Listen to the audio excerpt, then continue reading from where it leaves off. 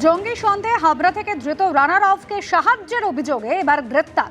তপসিয়া এলাকা থেকে গ্রেপ্তার করা হলো ইমরান হোসেনকে। এছাড়া আরো দুজনকে গ্রেপ্তার করা হয়েছে। ধৃতদের নাম সফিক শেখ এবং জানাতুল বেগ।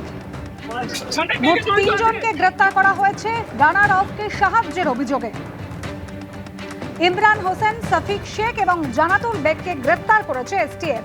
আমাদের প্রতিনিধি পার্থপ্রতিম ঘোষ রয়েছেন আমাদের সঙ্গে। পার্থপ্রতিম, এই যে তিনজনকে গ্রেপ্তার করা হয়েছে, কোথা থেকে কি অভিযোগে?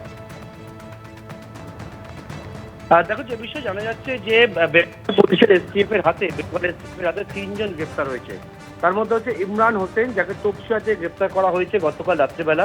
এবং ইমরানের বিরুদ্ধে যেটা অভিযোগ তুমি দেখেছো, রানা রফ যাকে গ্রেপ্তার করা হয়েছিল, এই রানা রফকে হচ্ছে যে ভুয়ো বিভিন্ন নথি বানাতে সাহায্য করেছিল কারা কারা, সেই বিষয়ে যখন খতিয়ে দেখার কাজ শুরু হয় তখন কিন্তু ইমরান হোসেনের নাম উঠে আসে, যে হচ্ছে রানা রফকে হচ্ছে বিভিন্ন নথিপত্র বানাতে সাহায্য করেছিল এবং তার জন্য তাই গ্রেপ্তার করা হয়েছে।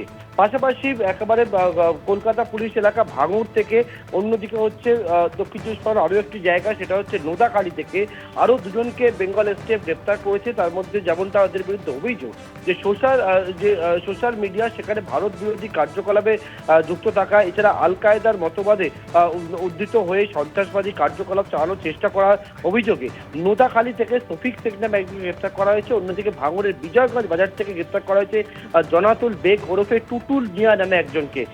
এদের বিরুদ্ধে মূলত অভিযোগ যে এই যে সন্ত্রাসবাদী কাজে যুক্ত হওয়ার জন্য বহু মানুষকে উদ্বুদ্ধ করা থেকে শুরু করে একেবারে তাদের যে মনোভাব, সেই মনোভাব তারা বিভিন্ন জায়গায় প্রচার করছিল। এবং এই তিনজনকে গতকাল রাত্রিবেলা বেঙ্গল এসটিএফ গ্রেপ্তার করেছে। এবং গত কয়েক সপ্তাহের মধ্যে যদি তুমি লক্ষ্য করো, এবং আমরা দেখতে পাচ্ছি কখনো জঙ্গি গ্রেপ্তার হচ্ছে, কখনো তারা গ্রেপ্তার হচ্ছে, এবং এই যে নেটওয়ার্ক আরো কোথায় কোথায় রয়েছে তার যখন পুলিশ হচ্ছে খতিয়ে দেখে তার খোঁজ শুরু করে, তখনই কিন্তু এই গ্রেপ্তারিগুলো হচ্ছে পরপর। ধন্যবাদ পার্থ।